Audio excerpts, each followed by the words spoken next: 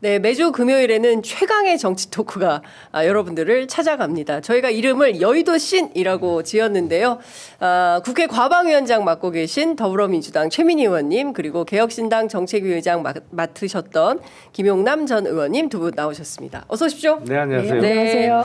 반갑습니다. 네, 저희가 보니까 요 토크가 가장 뜨겁더라고요. 한 주간에 저희가 조회수 정산을 내봤더니 이게 제일 인기가 있다. 그게 김용남 의원 덕분입니다. 왜냐하면 제가 김용남 의원이 우리가 토론을 너무 많이 했어요. 과거에. 그래서 어른들은 장소팔 무슨 부부라 그랬고 그리고 젊은이들은 스리랑 부부도 조금 연식된. 그다음에 누구는 어떤 팀이다 막 이름이 되게 많았더라고요. 근데 저는 좋은 게 김용남 의원과 제가 동갑인 줄 알더라고요. 이거 김용남 의원님이 큰일 났네 이거. 뭘 큰일이에요. 좋은 연세 차이가 많이 나는데 내가 알기로는. 아니 그리고 저 친구를 만났어요. 수원에. 친구? 우리 친구가 김용남 의원님 친구. 제 친구요? 예. 그거 공부 엄청 잘했다고. 그 친구도 공부 잘했어요. 고대 간 친구인데. 공부 열나 잘했다. 아니 제가 보기에는 두 분 모두 한 공부하신 분들 아닙니까? 저는 공부계. 시험은 잘 쳤죠. 저분은 그렇고 공부계 저는 아닌데 저는 책만 많이 읽었어요. 그렇지만 공부도 하시지만 공부를 잘하려면 잠을 잘 자야 돼요. 그러니까 역시 역시 김용남 최고다. 제가 광고 하나 읽고 지나가겠습니다. 벨라잇 식물성 멜라토닌입니다. 분명히 피곤해서 침대에 누웠는데 왜 눈이 말똥말똥하지? 머리는 쉴 새 없이 돌아가고 몸은 뒤척뒤척. 막상 잘 때가 되면 잠이 달아나는 밤이 있는데요. 특히 갱년기 불면증까지 찾아온다면 너무 힘듭니다. 이럴 때 100% 순수 식물성 멜라토닌 벨라잇 한 알로 깊은 휴식을 경험하시기 바랍니다. 멜라토닌이 뭐지? 조금 생소하실 수 있으신데요. 우리 몸에서 자연적으로 생성되는 호르몬이고요. 주로 수면 조절에 관여하는 역할을 합니다. 연령이 올라갈수록 또 스트레스가 높을수록 이 호르몬 분비가 부족해진다고 하는데요. 그래서 나온 것입니다. 국내 최초로 적포도에서 추출한 100% 식물성 멜라토닌이고요. 일반 합성 멜라토닌과는 차원이 다른 안전성을 자랑합니다. 적포도는 수면과 스트레스 케어에 도움이 될 뿐만 아니라 주요 성분인 레스베라토롤은 피로회복 그리고 혈액순환에도 큰 도움을 준다고 알려져 있습니다. 취침하시기 30분 전에 벨라잇 한 알 드시면 충분합니다. 퇴근 후에도 스트레스로 잠 못 이루는 직장인 여러분, 또 갱년기 증상에 잠 못 이루는 분들, 자도 개운하지 않으신 모든 분들께 추천드립니다. 웰스앤헬스가 저희가 지금 구독자분들에게만 드리는 추가 혜택이 있는데요. 2박스 구매하시면 1박스 더 여기에 체험분 일주일분까지 추가 증정합니다. 배송 메시지에 취재 편의점 이걸 꼭 적어주셔야 모든 사은품 증정이 가능합니다. 여러분 참고하시기 바랍니다. 여기 멜라토닌 2mg이잖아요. 네. 딱 적당해요. 그래요? 네. 그러니까 이게 어떻게 하세요? 함량이 너무 센 걸 먹으면 안 되고 2mg 정도면은 그러니까 불면증 좀 초기에 계신 분들이 2mg 정도 딱 먹으면 딱 좋아요.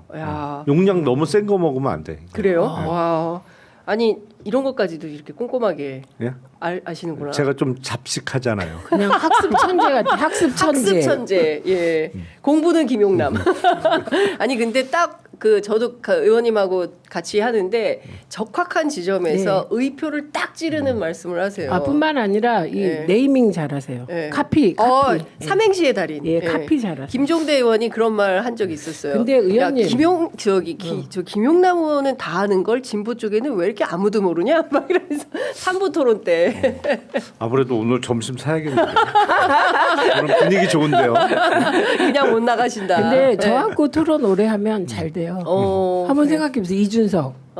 저하고 오래 토론했어요. TV조선부터. 네. 그리고 KBS 저랑 토론하다가 당대표 돼서 그만두셨어요. 이준석 대표가. 그다음에 이현주 의원님. 저하고 토론 오래 하셨어요. 그 뉴스공장부터 주진우까지. 그리고 이제 의원님하고 저하고. 그러니까 의원님도 뭔가 나라고 할 일을 하실 것 같습니다. 뭔가 기운. 올 봄에 네. 왠지 네. 기분 좋은 예감이 든다. 이게 전생의 나라를 구했어야 되는데 그래야 좀 일찍 복을 받는데. 자, 본격적으로 여쭤보도록 하겠습니다. 좀 살벌한 얘기가 옵니다. 조선일보 폐간. 사실 의원님은 사실 평생 그 민주언론 운동을 하신 사회운동가 출신이신데 조선일보 폐간을 내가 목숨을 걸었다. 그 영상 먼저 보겠습니다. 다시 한번 보겠습니다. 얘네야말로 조중동의 말로 우리나라를 망치는 애들이에요. 지는 말 듣게끔 하고 뒤로 다 기업들하고 거래하고 얼마나 못된 놈들인 줄 알아? 중앙일보는 이제 삼성하고는 거래 안 하지. 삼성이 중앙일보를 싫어하니까. 그거 하나뿐이지. 아직 난 조선일보 폐간에 난 목숨 걸었어. 아유, 목숨 걸었대요. 제가 저걸 듣고 네. 그러니까 제일 중요한 건 저 말을 한 시점이에요. 저게 계엄 이후, 그렇죠. 예, 파면 그러니까 그 탄핵 이후라는 거예요. 예. 그래서 저는 저 말을 듣고 조선일보를 폐간하려면 힘을 가져야 되잖아요. 그렇죠. 그럼 내가 힘을 가질 상태가 된다는 뜻인데 2차 계엄은 확실히 준비되고 있었다. 그런 확신 같은 게 있었고 네. 두 번째는 역시 이번 내란의 배우는 김건희구나. 그러면서 생각했죠. 그럼 나랑 김건희랑 손잡아야 되나? 제가 안티조선 운동 대변인을 했거든요. 그렇죠. 옛날에. 이거 뭐 연대 범위가 거의 너무 무한대인데요. 넓어지는 무한대. 야, 깜짝 놀랐어요. 그러니까요. 그래서 저게 예. 자기도 모르는 고백이었다. 계엄은 내가 주도했다. 네. 역시 왜 그 대선 전에 녹취록들 보면 내가 정권 잡으면 우리가 정권 잡으면 뭐 이런 표현을 하잖아요. 네. 역시 V1이 김건희고 네. 윤석열은 아니었다. 예. 네, 그런 생각을 했습니다. 그러니까 뭐 내가 정권 잡으면 그리고 내가 이 자리에 있어 보니까 뭐 이제 이런 얘기들을 했는데 결국 핵심은 배후는 김건희였다. 김건희였다. 의원님은 어떻게 들으셨어요? 일단 부창 부수는 또 한 번 증명이 됐고요. 네. 그러니까 국회 돌아가는 게 마음에 안 들면 계엄군 보내는 남편이나 뭐 기사의 논조나 뭐 내용이 마음에 안 들면 언론사 폐간시키겠다고 하는 그 와이프나 네. 똑같아 부부가 똑같으니까 그렇게 살지 사실은 수준이 딱 맞는 거잖아요. 네. 뭐 내 마음에 안 들면 무조건 뭐라도 하겠다는 거는 똑같고 네. 지금 최민희 의원님이 그럼 김건희하고 내가 연대해야 되냐 뭐 이런 말씀을 주셨습니다만 네. 이런 황당한 얘기가 나올 수 있는 게 김건희 본인이 본인의 스테이터스에 대한 이해가 없어요.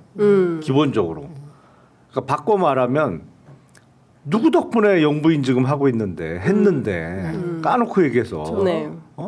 누구 덕분에 대통령 당선됐는데 그러니까 본인의 어떤 지위 내지는 상황에 대한 인식이 매우 왜곡되어 있고 잘못되어 있다. 그러니까 요약하면 제정신이 아닌 거예요. 이게 기본적으로. 저거 오늘 제목하면 되겠어요. 제정신이 아니다. 그러니까 지금 누가 봐도 검찰총장 때부터 해서 큰 뭐 어떤 면에서는 많이 도와준 거죠. 조선일보가. 네, 많이 도와줘서 거기까지 가 있는데 폐간 얘기를 한단 말이에요. 그러니까 그거하고 똑같아요. 저 목소리로 뭐 진보의 오야붕 얘기를 한 거 있잖아요. 했었어요. 그러니까 본인에 대한 상황 인식이 매우 왜곡돼 있어요.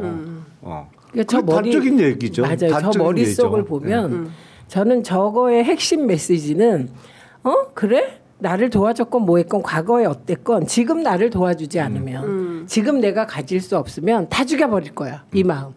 이런 태도 많이 보지 않았습니까? 우리가 그 소설에서도 보고 그리고 아주 작은 요거에 아주 축소된 판이 이라이자. 그래서 이라이자 우리가 캔디 이라이자. 잘 모르실 수 있는데 캔디와 이라이자의 그 관계. 너무 오랜만에 들어보는 얘기라. 아니 지금 지청자 여러분 이라이자가 누구야? 모르시는구나. 베르사유의 장미 이런 거. 네, 거기에 나오는 주인공 그 주인공을 시기와 질투하는 그 이라이자인데 그 이라이자가 작은 범위에서 하는 일이 자기가 마음에 안 들면 맞아요. 그러면 모든 사람을 괴롭힙니다. 그중에 착함의 상징인 캔디를 맞아요. 괴롭히잖아요. 네. 그래서 이라이자 증후군이라는 게 있어요. 그러니까 그게 시대적으로 이렇게 바뀌었는데 네. 그게 초극대화된 형태가 김건희에게 나타나고 있고 네. 그리고 저 머릿속을 한번 우리가 이 뇌지도를 보면 너무 이상한 거예요. 어느 날은 내가 노무현 대통령 너무 사랑해. 그런 얘기도 했었죠. 했죠. 네. 그리고 어느 문재인 대통령 앞에 가서 대통령님 이거 한번 보십시오. 그래. 네. 그리고 어떤 때는 조선일보에 기대서 뭔가를 막 하고 예. 이러다가 또 조선일보를 폐간시키려고 그래. 제가 안티조선 운동을 철들면서 지금까지 했지만 폐간 주장을 한 번도 안 했어요. 그 허위 왜곡 보도의 실상을 알려서 네. 그들에 대한 신뢰가 떨어져야 한다지 폐간 주장은 되게 극좌적인 주장이거든요. 예. 그러니까 극좌죠. 예. 그다음에 우리가 집권하면 그러면 알아서 움직인다. 맞아요. 그런 얘기도 그리고 있어요. 언론 내세워서 뭐 이렇게 하면 되고 그리고 검경이 알아서 다 한다. 이 사고는 얼마나 파쇼적이냐고 또. 이 머릿속이 뒤죽박죽인데 그 네. 범위가 정말 무한된 거예요. 극좌부터 극우까지. 그러니까 특이합니다. 김건희의 뇌구조를 좀 잘 분석해보고 정리를 해봐야 된다. 네. 그런데 주진우 기자는 누구랑 통화를 한 걸까요? 저걸 어떻게 입수를 했을까요? 김건희는 누구랑 얘기해서 저 얘기를 한 걸까요? 김건희요? 네. 저는 그 김건희가 지금 이제 최후의 내란 세력의 보루다 이렇게 보거든요. 김건희와 김건희 주변이. 네. 그러면 김건희가 무슨 우리가 뭐 조선일보 폐간 그 말이 우리가 운동을 안티조선 운동 계속 해온 입장에서 그게 탁 들어오는 거지. 보통 그 사람들이 보면 헛소리잖아요. 그러니까 막 화가 나서 그 황금폰을 어떻게든 회수를 해와야 되는데 네, 궁지에 이렇게도 안 몰린. 되고 저렇게도 안 되고 거기다 국회에서는 탄핵까지 가결이 되고 격분해서 막 아무 말 되지 않지. 그래서 제가 보기엔 김건희가 의지하는 거 딴 거 없다. 네, 네. 그냥 극우 유튜버 계속 보고 있다. 그래서 거기에 의미 부여를 하지 말자. 네. 그래서 아까 의원님이 얘기하신 제정신이 아니다가 그러니까 뭐 좀 맞다고. 정답이다. 아니 무슨 뭐 거창하게 분석 뭐 이런 거 할 필요 필요 없다. 저는 없다고 생각해요. 네. 그리고 보면 저 녹취 파일이 예. 너무 깨끗하지 않아요? 너무 소리가 맞아요. 잡음이 예. 안 들어가 있잖아요. 네. 그래서 저는 그냥 그 점으로 대충 통화 상대방을 추측을 해봅니다. 누구예요? 네? 누구예요? 그냥 그 이응 지읒 키읔 뭐 이런 식으로. 기억 이응 미음 이런 식으로. 지읒으로 시작하지 않을까요? 지읒으로 시작하지 않을까. 예. 아니 근데 충분히 가능해요. 왜냐면 제정신이 아니니까. 아무하고나 다 통하니. 다 통하니까. 밤새 통화하니까. 지금 지읒 이응이라고. 그렇죠. 지읒이군요. 아니 기자들도 그 가능성이 제일 높다. 이제 이렇게 얘기를 합니다. 근데 모르죠. 그거는 뭐 취재원 보호를 해야 되니까 네. 거기까지 내놓으라고 요구하는 건 좀 과하다라는 네. 생각이 좀 듭니다. 지난주에 저희가 이 검찰 수사가 어떻게 될 거냐, 어느 방향으로 갈 거냐, 김건희로 직행할 거냐, 아니면 국민의힘 대선으로 우회할 거냐, 그랬는데 민주당에서 명태균과 오세훈과 관련된 대화를 또 공개한 게 있어요. 일단 그 얘기를 좀 들어보고 말씀을 좀 이어가도록 하겠습니다. 주변 사람 다 잘 됐으면 좋겠는데 내가 제일 싫어하는 건 배신 배반이야. 내가 오세훈이 그 새끼는 내가 김영수에 하나 챙기라고 했는데 오세훈이는 가만히 있어도 대통령 될 수 있었거든요. 그래갖고 영감이 그리고 대통령 된 프랭까지 다 만들어줬거든요. 손에서 올라온 놈하고 폐물된 김영선이가 지 만들었다는 소문이 나면은 쪽팔리니까 그래 사람을 하나 보내갖고 먼지털이 떠달라고 하는 거라. 그래 그 먼지털이에 온 사람이 내를 보고 다 보고 이건 아니다. 이 사람이 다 했는데 그래 그 사람도 오세훈을 10년 동안 뒷바라지한 스폰서 100억짜리 별장도 있고 돈이 많은 사람이라 그 사람도 같이 먼지털이 됐어요. 그리고 내가 윤석열이 처음 만났을 때 한 말이 뭐냐면 그 새끼는 배신 배반이 캠프 안에 확인해 보이소. 매일 보고받고 있습니다. 대놓고 얘기하거든 서울 애들한테. 그래서 오세훈이 알아요. 그래서 나한테 전화 한 통 못하고 말도 못해. 왜냐하면 나한테 살려달라고 하고 김영선님한테 고맙고 평생 은혜를 잊지 않도록 하고 형님 돈 정한다고 하고 진짜 사람 믿지 않는데 나는 명 사장님 내 진짜 막 울면서 전화 오고 막 별짓 다 했거든. 나는 당신한테 부탁할 게 한 개도 없다. 김영선 하나만 챙겨주라. 그리고 그 여러 과정을 조은이가 다 봤어. 조은이, 서초. 그 조은이는 내 광팬이 됐지. 아니, 야구지, 김연아 같은 아들, SH 사장 씨이는 것보다도 김영선 의원 같은 사람도 SH 사장 씨이면 되지. 자, 막 여러 사람들이 다 등장을 합니다. 화려합니다, 등장인물이. 아, 정말 국민의힘. 뭡니까, 저게. 네. 아유, 정말. 말씀해주세요. 할 말을 잊으셨어. 정말. 저기 등장하는 사람 보세요. 윤석열, 예. 오세훈, 예. 조은희. 예. 아, 참. 네. 게다가 울고불고 짜고 한 게 예. 오세훈. 예, 이응시읒 티읒. 예. 네. 아우, 정말 민낯이 저겁니까? 예.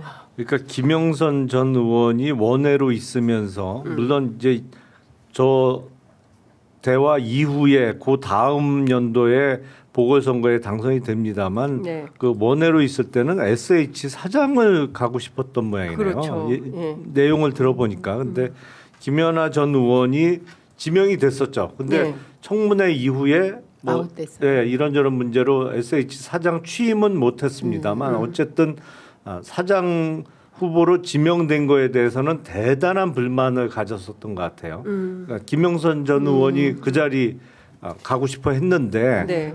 그렇게 당선에 도움을 준 사람은 내팽개치고 김연아 전 의원을 지명한 거에 대해서는 그거 자체가 이제 거기서부터 본격적으로 틀어진 것 같아요. 배신 배반형이다라는 얘기가 나오는 게. 근데 서울시장이 임명할 수 있는 여러 자리 물론 어마어마하게 많은 자리가 있습니다만 이른바 SH 사장이 가장 노른자위죠. 네. 그러니까 어쨌든 그 거래를 하려고 했었던 것 같아요. 네. 막판까지. 네. 특히 김영선 같은 경우에는 뭐 이것도 안 되고 저것도 안 되면 그러면 뭐라도 좀 해야 되지 않을까라고 끝까지 기대를 가졌던. 물론 이제 초반에는 반드시 이제 5선에서 6선으로 가서 국회의원을 하려고 개혁신당도 만나고 칠불사도 가고 했었는데. 조 통화 대화 이후죠. 그거는. 이건 2021년이니까. 그러니까 어쨌든 뭐가 됐든 해보려고 끊임없이 노력은 했지만 이제 잘 안 된 것이다. 라는 생각이 좀 드는 거고 핵심은 명태균이라는 사람이 국민의힘 공천 또는 국민의힘 선거 과정에 다종다기한 후보들과 긴밀하게 소통을 하면서 연관이 돼 있는 것 같다라는 겁니다. 제가 저기서 보는 게 네. 일단 지금 보고 계신 시청자들께 말씀드리는데 국회의원들이 다 저렇지 않습니다. 예, 저렇게 오해하지 마세요. 예, 오해하지 마세요.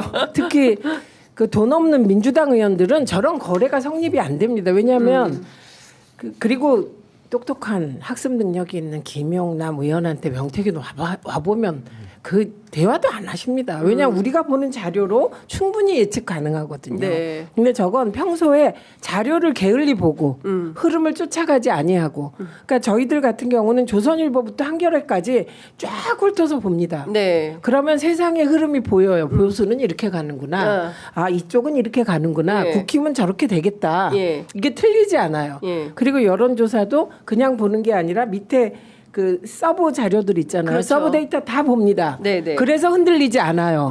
이런 거 하고 있으면 누가 와서 예를 들면 남양주 갑 지역 분석해 갖고 와갖고 저에게 어쩌고 저쩌고 한다고 넘어가겠습니까? 네. 그게 제가 가지고 있는 자료보다 적은데 그래서 그렇지 않다 이 말씀 드리고요. 저게 벌어진 핵심은 윤석열 김건희의 특이함이에요. 그게 왜냐 네. 공식 조직이 이렇게 가지 않고 윤석열 김건희의 특징이 제가 보면 극우 유튜버 보고 그리고 개인적인 라인으로 뭔가 하고 그래서 심지어 용산 안에 윤석열 라인의 보좌관 네. 김건희 라인의 보좌관이 있다는 소문까지 돌았잖아요. 그래서 가장 핵심 그건 윤건희 정권이 저런 여지를 뒀기 때문이다. 네. 저 불가능해요. 다른 정권에서. 이명박 정권 때도 가능하지 않아요. 박근혜도 저렇게까지는 불가능하죠. 네. 근데 그게 그렇게 보셔야 되고 그래서 정치권이 다 이렇지 않다. 건강한 정치인들이 많다. 이 말씀부터 저는 먼저 해명을 좀 예, 드리고 싶습니다. 그리고 이제 지금 우리가 지난주에 얘기한 방향에 일치한 게 있었어요. 뭐였냐면 질질 끌 거다. 수사를 검찰이. 그러니까 우리가 그런데 저는 그래도 결국 김건희는 수사하지 않겠냐. 이랬는데 오세훈을 먼저 치고 들어간 거잖아요. 그렇죠. 그죠? 그래서 이 오세훈을 먼저 치고 들어간 점은 다른 대권 후보와 연계되어 있다 이렇게 볼 수밖에 없다. 저는 네, 그렇게 봅니다. 우리 제작진이 오세훈 시장 측의 반론권 차원에서 오세훈 시장 입장을 좀 전해달라고 해서 민주당이 제기한 의혹과 관련해서 어떤 입장이냐면 오세훈 시장은 민주당이 요즘 굉장히 명태균에게 의존하는 것 같다. 민주당의 아버지가 이재명인 줄 알았더니 명태균인가 하는 생각이 든다. 예, 이런 얘기를 했다는 거고요. 민주당이 저와 명태균 간의 카카오톡 대화와 통화 내용이 있다고 해놓고는 그 이후 아무것도 못 밝혔다. 이런 주장을 하고 있습니다. 저 얼마 전에 카카오톡은 왜 송 셰프, 청국장 뭐 여러 가지가 다 나왔죠. 예. 하여튼 뭐 반론권 차원에서 말씀을 좀 전해드리고요. 말씀 주신 대로 사실은 김건희로 직행하지 아니하고 오세훈 쪽으로 먼저 틀었다 방향을. 예. 전직 검사 출신인 검찰을 나오신 지 상당히 오래됐지만 최근 진행되는 검찰 수사는 어떻게 보고 계세요? 그러니까 이렇게 하면 안 되는 거예요. 예전엔 이렇게까지는 안 했던 것 같아요. 그러니까 지금은 어떤 이른바 게이트 내지는 스캔들이 터졌으면 물론 뭐 정권의 눈치를 전혀 안 봤다? 이거는 조금 지나친 얘기고 보기야 보죠. 하지만 임계점을 딱 넘는 순간에 그 정권을 설득을 하던 아니면 뭐 반협박을 하던 뭐 밀어붙입니다. 이제 임계점을 지나는 순간부터는 그래야 사니까. 근데 지금은 임계점을 지나고도 한참 지났는데 뭉개요. 뭉개고 이거를 어떻게든 그 패로 써보려고 하는 게 읽혀 이게. 예. 적어도 읽히진 말아야지. 뭘 하려면. 네. 그러니까 지금 이 상황에서는 창원지검에서 너무 오랫동안 뭉갰고 그리고 서울중앙지검으로 갖고 온 것도 사실은 일종의 지연 전략이라고 보입니다만 이미 이 정도 세상에 다 알려졌으면 전격적으로 대대적으로 치고 나가야죠. 이거를 찔끔찔끔 이렇게 하면 안 되는 거고 김한정 씨라는 이름이 등장한 지가 벌써 언젠데 이제 와서 압수수색을 해요. 맞습니다. 진작에 했었어야지. 네, 그 사이에 다 증거인멸하지 않았습니까? 그러니까. 아니 그리고 뭐 오세훈 시장뿐만 아니라 대대적으로 해서 동시에 확 해버리고 빨리 털고 가야지. 이거를 언제까지 끌어요 시간을. 근데 그게 그 결정적 시기가 다가오고 있다고 봅니다. 그러니까 저는 이번에 김건희 녹취록을 보면서 다시 분명해진 상황이 있잖아요. 아, 김건희가 어디서 뭐 하지? 그래갖고 초기에 언론이 뭐 하려고 그랬습니까? 김건희가 몸이 아프다, 뭐 어쩌고 저쩌고 살이 빠졌다, 뭐 이렇게 했는데 흰머리카락이 늘어났다. 아니라는 거잖아요. 흰머리는 염색 안 한 거겠지만. 그래서 상황이 보다 분명해졌다. 그래서 결정적 시기가 다가오고 있다. 윤석열이 파면되는 순간 검찰도 김건희 수사 시작한다. 저는 태세 전환을 할 수밖에 없을 것이다 이렇게 봅니다. 아직도 이런 거예요. 사람의 마음이라는 게 이게 마음이 고정된 게 아니잖아요. 그러니까 이 마음이 고정되어 있다고 보고 이렇게 왈가왈부 얘기하는 게 웃기는 건데 일단 극우들이 저렇게 준동하는 것은 윤석열 피고인이 하고 있는 소위 그 선전선동에 넘어가는 거잖아요. 그 선전선동의 한 가지 가능성은 이진숙이 4대4 기각됐으니 헌재에서 윤석열도 그 분포에 따라 5대3 기각되지 않겠냐. 지금 이런 기대를 하는 거잖아요. 보수대가 극우들이.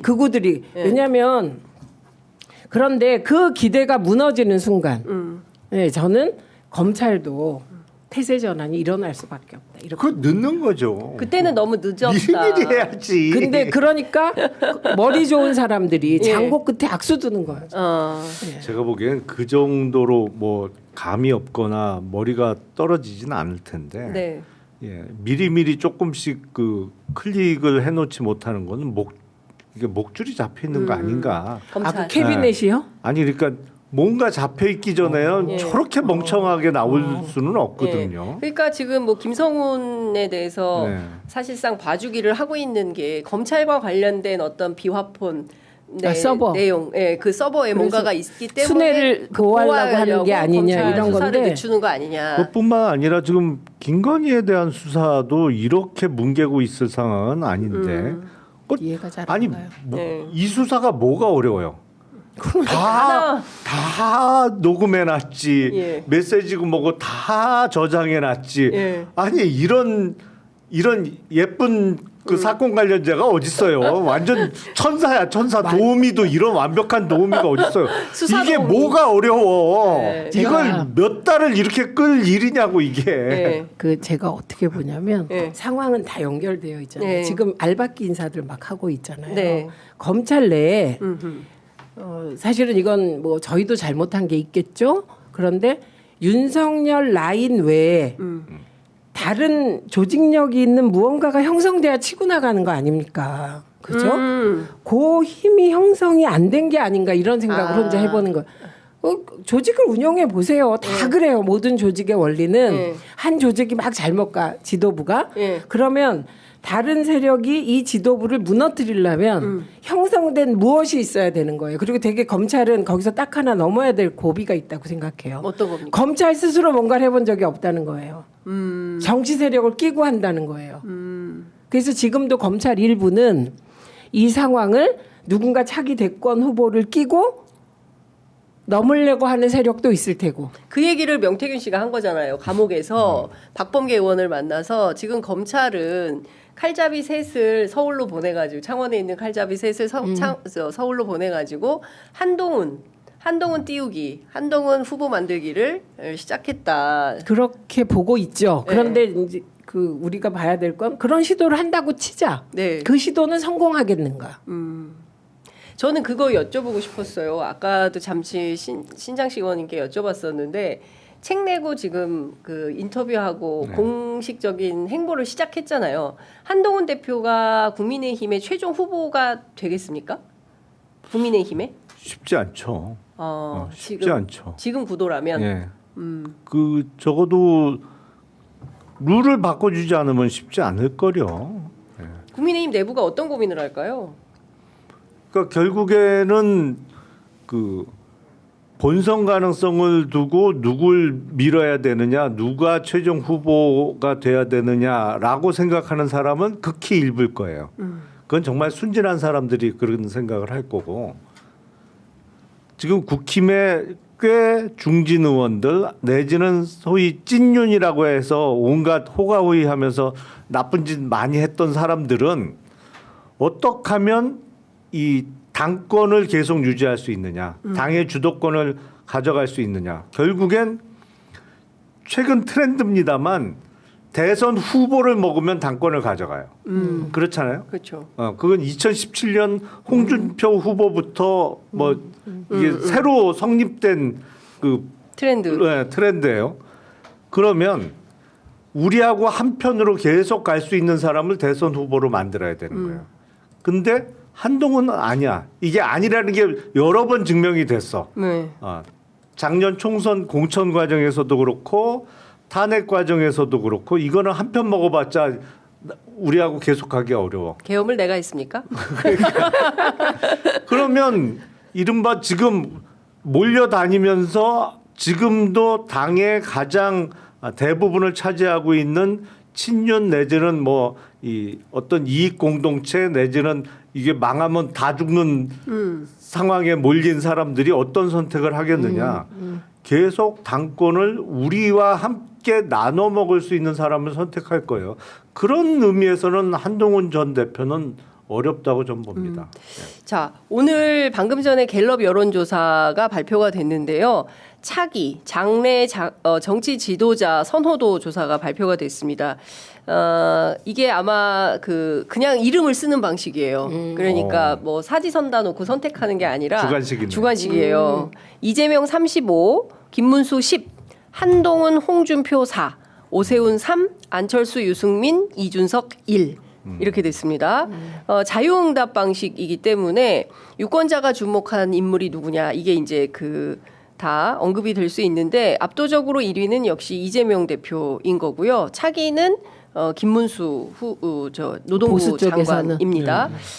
요약해서 조금 더 말씀드리자면 정당 지지도는 더불어민주당 38, 국민의힘 36, 그리고 무당층은 19%인 걸로 조사가 됐고요. 이번 대선 결과에 대한 기대도 물었습니다. 여당 후보 당선 38, 정권 교체 필요하다. 야당 후보 당선 51. 예. 지난주보다 소폭 상승한 걸로 보입니다. 대통령 탄핵에 대해서는 어떤 입장이냐? 찬성 59, 반대 35고요. 중도층은 62%가 정권 교체, 그리고 70%가 탄핵에 찬성한다라는 입장을 올랐네요. 올랐습니다. 예, 보이고 있습니다. 자, 전반적으로 어떻게 보십니까? 일단은 차기 대권 후보자 먼저 볼까요? 한동훈 대표가 4%예요. 그 여당 내 몇 프로가 난 별 의미가 없다. 네, 이렇게 봅니다. 그래서 이건 좀 더 상황을 지켜봐야 되는데 네. 그 지금 말씀하신 한동훈 대표가 최종 후보가 될 가능성이 없다. 이게 어디서 발목이 잡히냐면요. 네네. 탄핵에 찬성하는 것 때문에. 비상계엄은 반헌법적이고 어떻게든 막겠다. 네. 이거는 지금 현재 여기 35% 계속 나오는 열성 국힘 지지자들이 용납을 못하는 거예요. 4%가 나오는 건 그 외에 네. 이게 이런 그 분류가 우습지만 중도에서 보수 쪽에서 가장 왼쪽에 있는 분들의 4% 나오는 거거든요. 네, 그렇기 때문에 거기서 발목 잡힌다. 네. 여기서 발목 잡혀서 계속 제기 못하고 있는 게 유승민이잖아요. 네. 네. 그러니까 그 지난주에는 다 합쳐서 비등비등했는데 이번에는 압도적으로 24%니까 다 합쳐도 이재명 대표를 넘어서지 못하는 단계로 지금 나아가고 있는 겁니다. 어떻게 분석하십니까? 가장 중요한 거는 맨 마지막에 언급된 부분이라고 좀 봐요. 저 위에 거는 잘 안 봐요. 네. 그러니까, 중도. 중도에서 어떻게 보느냐. 근데 거기 정권 교체 비율도 올랐고. 높고 그리고 탄핵도 올랐어요. 높잖아요. 70%. 그 대선은 사실은 딱 그거예요. 2012년도 대선 때는 박근혜 후보를 찍었어요. 17년 대선 때는 문재인 후보를 찍었어요. 22년 선거엔 다시 윤석열 후보 찍은 고층 소위 스윙 보터. 네. 스윙 보터의 마음을 누가 조금이라도 더 많이 가져가느냐에 따라서 1, 2% 차이로 대선은 이기고 지고 하는 겁니다. 근데 지금 중도층이라고 본인들을 밝힌 사람들 보면 이게 확고해요. 그러니까 어떤 사람은 해석을 엉뚱하게 하는 게 네. 야, 선거 때 되면 중도층이 어딨어. 다 1번 찍거나 2번 찍는 거지. 그러니까 중도라는 개념은 허상이다. 이런 말씀을 하는 분들이 있는데 아니 선거가 다가올수록 표심은 결정되지. 그렇죠. 근데 제가 얘기하는 이른바 중도층은 이른바 스윙 보터들. 그렇습니다. 그때 그 선거 상황 뭐 여러 가지 이슈에 따라서 이번엔 누굴 거야. 그러니까 때려 죽여도 민주당, 때려 죽여도 국민의힘은 어차피 있어요. 그 네. 포션은 뭐 좀처럼 안 변해. 맞습니다. 하지만 가운데에 있으면서 정작 그 가운데의 표심에 의해서 당락은 결정된단 말이죠. 그러니까 가장 중요한 거는 맨 끝에 언급된 요 부분이고 예. 그래서 제가 한동훈 전 대표가 쉽지 않다고 보는 게 이게 지금 그냥 절대 수치로 보면 김문수 장관 10%, 한동훈 전 대표 4%라고 봅니다만 이게 국힘 지지층으로 떼어내서 보면 이 표차는 더 확 벌어지는 네, 거잖아요. 네. 그리고 당원을 대상으로 하면 더 벌어질 거예요. 역대 이 당내 경선 결과를 보면 네. 당원 투표 결과가 국힘 지지층보다 더 쏠림 현상이 심해요. 네. 그래서 이거는 이변이 없는 한 김문수 장관이 아예 불출마 선언을 하든지 뭐 큰 이변이 없는 한 이거는 극복하기 어려운 차이라고 좀 봅니다. 네. 최근에 김문수 장관 73세 논란이 있으니까 턱걸이 영상이 막 화제가 되고 있더라고요. 막 동네에서 턱걸이 나는 이렇게 건강하다 막 이런 건데. 턱걸이는 잘하시던데. 이게 날씬하니까. 네, 군살이 네. 없으니까. 네. 보면. 근데 보면 지금 그 대구 경북에서 김문수가 17, 그다음에 그 한동훈 1, 그다음에 홍준표가 12, 오세훈 5 이렇게 나와요. 그리고 그러니까 김문수 후보보다 더 많이 나오는 사람이 지난주에도 마찬가지였는데 대구 경북에서 이재명 대표가 20%로 1위를 하고 있습니다. 물론 의견 유보는 41%인 거예요. 그러니까 가장 그 보수의 심장이라고 할 수 있는 TK에서도 보수 후보들이 힘을 못 쓴다. 그중에서 한동훈 대표는 1%니까 이거는 1 나오면 어려워요. 사실. 이거는 보통의 경우 이런 선거에서 그 김문수하고 홍준표가 붙게 되는 겁니다. 이게 그냥 보통의 상식이죠. 이 상식을 자꾸 넘어서 제가 여론조사 이렇게 분석하는 거 보면 왜 저분들은 자기 머릿속 생각을 얹지? 있는 그대로 수치만 따라가야지. 이런 거고 그다음에 좀 아까 말씀하신 중도에 대해서 중도가 없다. 저 말은 저는 중도가 있다고 생각해요. 우리 집안에도 있어요. 그래서 그럼요. 투표 결과를 보면 우리 집안에 중도가 택한 사람이 대부분 돼요. 근데 지난 대선에서 김건희가 싫어서 저거 사실로 보인다. 그래서 그 중도 중에 중도가 분화됐어요. 그래서 이재명 후보를 찍은 중도가 한 명 많았는데 윤석열이 됐잖아요. 그러니까 그 프로테이 차이가 0.73%는 차이가 없는 거예요. 저 무의미한 차이로 된 거거든요. 그러니까 그만큼 지난 대선에서 윤석열은 경쟁력이 없었다. 이 얘기가 되는 거고 무슨 얘기를 하냐면 저 같은 사람은 중도 지향하면 그 당은 망한다. 왜냐하면 중도는 예를 들면 국힘이 아주 잘해요. 그 대선 때 2012년 대선이 대표적인데요. 박근혜 후보가 경제민주화도 할 거야. 그랬었죠. 그런데 이게 맞아 떨어져요. 뭐와 맞아 떨어져? 박정희가 경제를 일으켜 세웠어. 성장. 근데 그 딸이 분배를 하겠다네?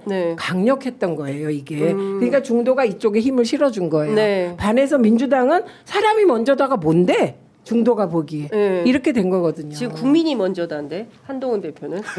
그러니까 그것도 이제 아웃이지. 그거 아웃 때는 뭐 그거는 안 좋은 거예요. 슬로건이에요. 그래서 저는 각 당이 지금 이 혼란된 시기에 이렇게 하겠다는 걸 지금 계속 보여주는데 2012년에 박근혜 전략을 이재명이 쓰고 있는 거예요. 그래서 중도가 더 오는 거예요. 더 올라가고 있는 거고. 국힘 보세요.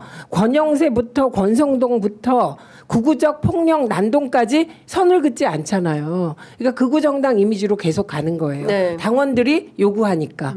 그래서 결국 그 당의 경선은 당원들이 주도하거든요. 그러니까 결국 지금 상황이면 국민의힘은 김문수 장관을 후보로 내세워서 아니 홍준표랑 뛰게 된다는 거지. 그러니까 보통의 둘이 경선을 경우. 해서 둘이 경선에서 누가 될까? 결국에는 김문수 가능성이 높은 것이다. 이렇게 예측하시는 거잖아요. 그런데 한동훈이 보기에는 한동훈을 지지하는 누군가가 보기에는 오세훈이 강력한 거예요. 오세훈이 왜?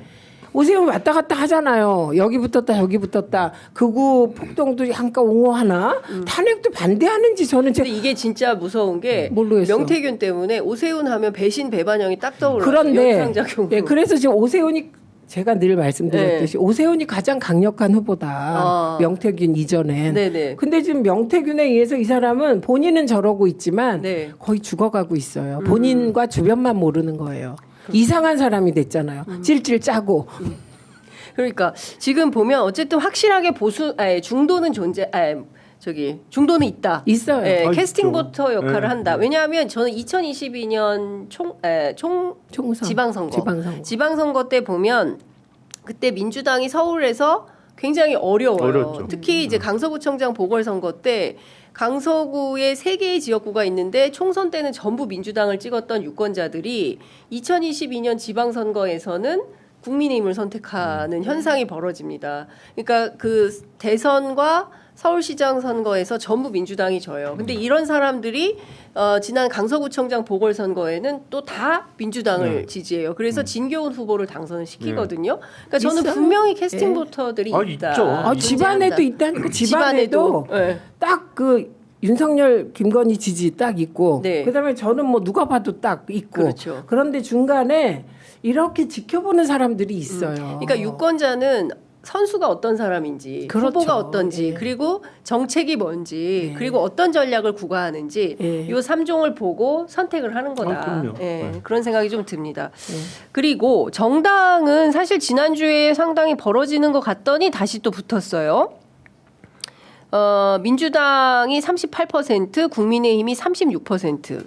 정당은 늘 그냥 엎치락뒤치락 하면서 가는 거다 이렇게 봐야 되겠습니까? 저는 정당 지지도는 선거 결과에 별로 영향이 없다고.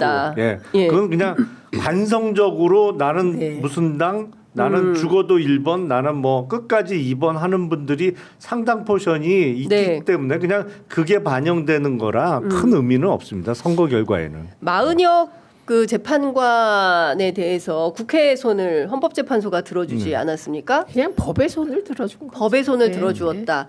그러면 그 4월 30일이냐 5월 14일이냐 이제 두 가지 가지고 이제 계속 얘기를 하고 있는데 다음 주에 이르면 선고가 나올 수 있다라는 그래요? 분석도 있어요. 법조 기자들 사이에서는 그 얘기도 나오는데 정치권에서는 안 돼. 그건 너무 빨라. 그러면 대통령 선거 준비하는데 경선해야 되고 어쩌고 시간이 없어. 다음 주는 안 돼. 2길 정도는 늦춰야 돼. 이제 이런 얘기를 하는데 헌재가 어떻게 결정할 걸로 보십니까? 그거 좀 정치권 사정을 생각해서 좀 늦출까요? 아니면은 법대로 그냥 갈까요? 글쎄, 근데 헌재가 그 대선 날짜까지 고려해서 그 선고기일을 잡지는 않을 거라고 저는 생각해요. 그러니까 헌법재판관 8명이 평의를 하면서 결론에 있어서 이견이 없다. 네네. 그러면 결정문 작성하는데 뭐 한 3일 정도면 될 겁니다. 워낙 이거는 사안이 간단해서 사실 3일 안에도 끝낼 수가 있어요. 네. 그러면 더 이상 그 시달리고 시간을 끌 필요가 없죠. 그러면 저는 다음 주에도 얼마든지 가능해요. 이번에도 마은혁 재판관 임명 여부와 관한 권한쟁의 심판에서 제가 예상한 대로 나왔어요. 그러니까 이게 저는 절차상 문제가 제기될 거라고 봤어요. 그러니까 권한쟁의 심판을 의장 혼자 독단적으로 할 수 있느냐 이거는 조금 문제가 있어 보여요. 그러니까 거기서 정확하게 5대 3으로 갈렸어요. 3명은 안 된다. 네. 의결이 필요했다라고 본 거고 저도 거기에는 공감을 합니다. 하지만 그게 5대 3으로 어쨌든 다수가 저쪽으로 인정을 해주면서 그러면 결론적으로 임명 안 한 게 권한 침해냐? 그건 8대0 나왔잖아요. 네. 그건 저도 당연히 이거는 임명해야 되는 거지. 임명해도 되고 안 해도 되는 권력이 아니거든. 이거는 하도록 되어 있는 거니까 정확하게 8대0으로 그 부분에 있어서는 일치하는 의견이 나왔잖아요. 그러면 탄핵 결정에 있어서도 이거 무조건 8대0이거든. 그게 시간을 끌 이유는 없어요. 근데 저는 보면 참 국민의힘이 요새 한심하다고 생각하는 게 제가 만약에 국민의힘이라 그러면 헌재 결정을 핑계로 해서 태세 전환을 바로 해야죠. 그래 바로 임명해야지. 네. 마은혁 후보의 임명에 찬성하면서 빨리 조속하는 게 임명하는 게 맞다라고 하고 그 다음에 이제 탄핵에 참여해야지. 새로 임명된 재판관도 그러면서 한 2주 끄는 전략을 선택할 거예요. 제가 만약에 국민의힘의 뭐 전략위원장이라면 당연히 그렇게 해야지. 그러면서 대선 날짜를 늦추면서 헌재 탄핵 인용 선고일과 이재명 대표의 항소심 선고기일을 얼추 맞춰야지. 제가 보기엔 진짜 바보도 이런 바보들이 없어. 그러니까 저게 어떤 얘기냐면 이제 윤석열 탄핵 심판 사실은 결심이 끝난 셈이잖아요. 그렇죠. 그러면 마은혁을 지금 임명해도 법상으로는 다시 마은혁이 참여해서 변론 기일이 열릴 가능성은 없어요. 그런데 그러면 이 재판에 마은혁을 참가시키냐 안 참가시키냐인데 참여 방법은 이제 평의를 계속해 나가는 과정에 마은혁이 들어와라 이런 결정이 되면 이거 논리가 돼요. 9명 완전체로 하겠다. 중요한 거니까. 그러면 임명을 했다고 쳐봐요. 그러면 이제 마은혁 재판관이 그 자료들을 읽을 시간이 필요하죠. 그래서 2주 말씀하신 거예요. 요거는 그 헌재 재판관들이 스스로 결정할 수 있어요. 마은혁을 들어오게 한다, 안 하게 한다 이런 말씀하신 거고요. 저는 어제 나온 평결 중에 매우 중요한 평결이 있었는데 이게 언론이 별로 강조를 하지 않더라고요. 감사원이 그 선관위에 대한 감사 결과를 헌재 판결 나기 바로 전에 발표를 해요. 그래서 선관위를 무슨 부도덕한 집단처럼 몰아붙이는데 이 감사원은 진짜 손봐야 됩니다. 네. 이 정치적인 집단. 예. 감사원이 정치를 하면 어떻게 합니까? 그런데 헌재가 어떤 판결이 나왔냐면 네. 감사원의 선관위 감사는 위헌이다 이렇게 나왔어요. 이거를 잘 여러분이 생각해 보시면 감사원이 선관위를 감사하는 것도 위헌인데 네. 선관위에 군대 투입을 지시하고 군대가 선관위를 침탈한 거는 국헌문란 맞죠? 그렇죠. 어제 이게 굉장히 중요한 건데 언론이 별로 안 다뤄서 내가 페북을 살펴봤더니 네. 정청래 의원이 이걸 딱 얘기하면서 8대 0이다 이렇게 너무 얘기했더라고. 웃기는 거는 조선일보가 어떻게 기사를 썼냐면 65년 전 3.15 부정선거를 가지고 선관위를 성역화해버렸다. 헌법재판소가 이렇게 비판하는 보도를 썼어요. 그러니까 조선일보는 김건희가 폐간해야 폐간시킨다잖아요. 그래서 폐간시켜야 되나? 배알도 없나? 진짜. 그런 얘기를 그런데도 듣고도 엄청 근데 충성하네. 저 말을 하시는 게 되게 네. 용기 있는 건데 네. 이 와중에도 조선일보를 비판하는 정치인이 없잖아요. 그러니까. 예, 저만 이러잖아요. 네. 왜냐하면 저는 한 번도 좋게 써주신 적이 없거든요. 아니 앞에 저희 프로그램 출연하시는 분들은 다 조선일보 비판해요. 아니, 제 말은 조선일보에게 잘 보인다면 비판하지 않는다면 네. 사실 뭐가 오는데요? 없어요. 그렇기 때문에 정치인들이 좀 언론에 대해서 당당할 필요가 있다. 근데 저는 최근에 드러난 현상 가운데 하나는 조선일보 힘이 많이 빠졌어요. 예전 같으면 조선일보가 하야해라 그럼 하야할 텐데 하야도 안 하고 뭐 임기담 어제 양상훈 칼럼을 통해서 야 6개월만 하고 내려와 했는데 콧방귀도 안 끼고 오히려 극우 유튜브들이 그 어제 저희가 보여드렸는데 극우 유튜브들이 절독 운동한다고 그러니까 훨씬 더 그게 힘이 세졌고 뉴미디어 파워가 훨씬 세진 것 그게 같다. 진보예요. 맞습니다. 예, 그렇게 그게 변하는 일종의 것 같습니다. 그러니까 이게 우리는 자꾸 진보하면 그게 순기능만 있다고 생각하잖아요. 자기 정파적 입장에 따라 그런 거 아니에요. 이 뉴미디어라는 기술 유튜브는 중립이에요. 예, 근데 이게 그 과거의 제도 언론에 비해서 진보예요. 예, 왜냐하면 조선일보 소수가 네. 그것도 기득권의 아주 중심인 소수가 얘기하는 거랑 우리가 동의하지는 않지만 네. 다수의 사람들의 의견을 받아서 극우 유튜버들이 하는 거잖아요. 네. 그 말도 안 되는 주장에 대해서 공권력이 정확하게 대응을 못해서 그렇지. 그건 이제 언론 입장에서 보면 진보입니다. 그러니까요. 예. 계속 발전하고 있습니다. 취재 편의점 구독 좀 마찬가지로. 눌러주세요. 그리고 NIT가 얘기했어요. 네. 극우 유튜버 중독으로 네. 요약하자면 극우 유튜버 중독으로 내란을 일으킨 세계적 최초의 대통령이 윤석열이다. 네, 그런 그러니까요. 요지의 기사를 냈습니다. 예.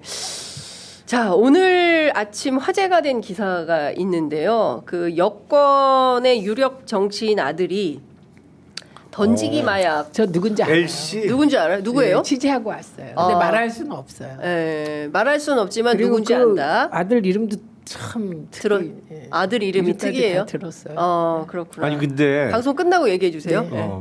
기사에 실세 정치인으로 등장하는 거를 봐서 네. 이른바 찐윤 네, 그래서 의원이 찐윤 의원. 다 알려졌어요. 예, 이미 뭐 다 알려져 있고 제가 보기에 오후 정도 되면 이름 다 나올 거예요. 예, 의원 이름이 나올 것 같은데 보시는 것처럼 도와 모든 언론들이 쓰고 있습니다. 근데 친윤 그분은 핵심. 정치 그만두십시오. 예. 제가 거꾸로 한번 생각해 보세요. 그분. 만약에 우리 당의 중진이 실세가 이재명 진짜 찐명들이 중에 한 명이 이랬으면 어떻게 하겠습니까? 조선일보. 이 기사 제대로 쓰세요. 그죠? 그 뭐냐면 방향은 마약 단속한다고 했던 정부가 네. 예, 윤석열 정권이 마약과의 전쟁을 선포했던 정권이 뒤로는 제가 알기로는 그 경찰 출신으로 알고 있는데 이게 마약 수사가 제대로 되고 있는 거냐 안 되고 있죠. 아, 그 식당 하던 아들 그런 거 같은데요. 예. 그래서 이름까지 나왔는데 이름이 공교로워요. 예. 익숙한 이름. 의원님 이름은 말씀하지 마세요. 왜냐하면 고소고발. 저 이름 안 해요. 아니 이름이. 국민의힘이 저희 프로를 너무 열심히 모니터해가지고 근데 제가 지금 계속 이름이 공교롭다 이건 여튼 경씨는 아닌데. 예 LC입니다 LC. 예, 그거 안 돼. 근데 예. 그 최혜룡 경장인가? 네. 박혜룡. 박혜룡 경장인가? 경정. 그분 경정의 그 마약 수사요. 네. 전 풀리지 않는 게 누가 그걸 막을 수가 있어요? 마약 그건 수사. 그렇죠. 정말 말도 안 되는 일이 벌어졌는데 네. 그냥 그게 어물쩍 넘어갔어요. 묻히고 거기에 관여한 자들이 이번에 승진하고 또 네. 맞습니다. 요직에 가게 됐잖아요. 예. 그러니까 이 국가 시스템이 완전히 망가진 거예요. 그러니까 망가졌다니까요. 무법천지가 돼버린 거야 이게. 딴 것도 아니고 예. 마약이 양이 어마어마한 네. 양이잖아요. 네. 그게 사실은 그게 다 돈인데 돈으로 그렇죠. 따지면 어마어마한 액수인데 그 돈은 어디로 갔을까요? 그러니까 그게 그거를 수사를 그냥 방해하고 묻어버렸단 말이에요. 네. 근데 그 관여한 사람들이 승진을 해. 오히려 징계받고 어디 구속돼도 현찬을 파네. 네. 승진하고 그러니까 야 이게 지금 국가가 망가져도 이만저만 망가진 게 아닌데 그렇죠. 이거 글쎄요 반드시 수사가 필요하겠죠 나중에. 네. 근데 지금 보면 백혜령 경정 사건이 그냥 멈췄어요. 어디로부터 네. 왜 이런지 그리고 검찰에 계속 구속영장 청구 뭐 하고 했었지만 다 기각이 됐었고 그래서 백경정은 사실은 검찰 네트워크를 좀 의심하는 편이고 뭔가 이 수사에서 석연치 않은 구석이 너무 많다. 근데 맞는데 저는 검찰 네트워크 정도로 이건 못 막아요. 그 아, 네트워크 그럼요. 검찰이 그렇지 않아요. 대한민국 검사들이 최소한 마약 문제에 대해서 네. 무슨 뭐 이렇게 네트워크해서 봐주고 그거는 예를 들면 정치인 아들이 마약했다. 그랬을 때 조금 작동할 가능성이 있을까? 그것도 요즘 안 되겠지만 네. 이런 제가 윤건영 의원한테 물어봤어요. 그때 네. 딱 하나를. 그 많은 마약은 어디로 갔어요? 그랬더니 정말 이게 불행한 일이지만 풀린 것 같습니다. 시중에. 시중에 네. 야 그게 유통된 것 같습니다. 이렇게 말을 하더라고. 그게 지금 몇 달 지나서 정확한 기억은 안 나는데 거의 몇 천억 이상 되는 예 분량이 양이던데. 예 저도 그럼 그 좀- 돈은 어디로 갔겠냐. 예. 그래서 이 정도의 규모를 검찰 몇 명의 소수 네트워크가 할 수 없어요. 저희들 판단으로. 그래서 이거 꼭 파헤쳐야 됩니다. 그렇습니다. 예. 그러니까 이것도 사실은 특검에 하나로 들어가야 되는 거 아니냐. 근데 워낙 지금 전체가 지금 108.2kg이고요. 시가가 2,200억 원이고 그렇죠. 246만 명이 투약할 수 있는 단일 적발 사례로는 역대 두 번째 규모의 마약 사건이었습니다. 근데 이제 세관이 연루된 사건이기 때문에 당시의 세관은 말레이시아에서 오는 이 마약 사범들을 어떻게 알고 택시로 태워서 네. 명동에 있는 아지트까지 데리고 가게 허락을 길을 네. 터준 거냐. 이것도 너무나 수상하다. 이거는 제가 보기에 윤건영 의원이 예. 끝까지 파헤칠 것 같습니다. 아, 파헤치다고 네. 했어요? 네. 네. 네, 저희가 다음 주에 모셔서 말씀을 좀 들어봐야 될 것 같다는 생각이 좀 듭니다. 그런데 말씀 중에 핵심은 역시 김용남 의원님한테 있는 것 같아요. 그야말로 법치를 완벽하게 다 허물어 버렸다. 윤석열이 가장 잘못한 게 뭐냐? 그러면 대한민국의 법치와 헌법 시스템을 완벽하게 흔들고 허물고 자기들의 왕정 국가를 만들려고 한 거다. 이해관계에 따라. 예. 제가 최은순의 돈이다. 파고 가면 돈일 거다. 예. 그거고 그들이 반국가 세력이고 국헌 문란 세력입니다. 네, 맞습니다. 자, 내일 3.1절인데요. 의원님은 집회 가시죠? 저는 집회 갑니다. 네. 의원님은 어디 가십니까? 집회 안 가십니까? 곤란해지셨어요. 네. 토론회라도 해야 될 것 같다. 저는 어떻게 해야 돼요, 근데? 집회 가세요, 의원님. 뭘 어떻게 하세요? 아니 꼭 야오당이 야육당인가? 아니 빠졌어요. 저기 개혁신당이. 그러니까. 네, 이번에 빠졌어요. 왜 같이 빠져요 하지. 그런 행사에? 몰라요. 뭐 하여튼 매번 빠져. 근데 저는 좀 납득은 안 됩니다. 그러니까 좀 개혁의 깃발을 들었으면 같이 연대해서 가야 되는데 꼭 그런데 중요한 데는 또 빠져가지고 갈 데가 없게 만드네. 코바디스예요, 코바디스. 자, 큰일이다라는 생각이 좀 듭니다. 여하튼 3.1절에 많은 국민들이 제가 보기에는 그 광화문에 또 헌법재판소 앞으로 나오실 것 같고요. 저희 취재 편의점도 현장을 지키겠습니다. 만나면 반갑게 인사해 주시면 좋을 것 같고요. 특히 최민희 의원님 네. 인터뷰도 또 부탁드리겠습니다. 네, 고맙습니다. 네, 의원님도 나오세요. 네. 방송하실까요? 저하고 방송하실래요? 부스 차리면 불수 되죠. 차리고 예, 알겠습니다. 자, 두 분 말씀 오늘 여기까지 듣도록 하겠습니다. 고맙습니다. 네, 고맙습니다.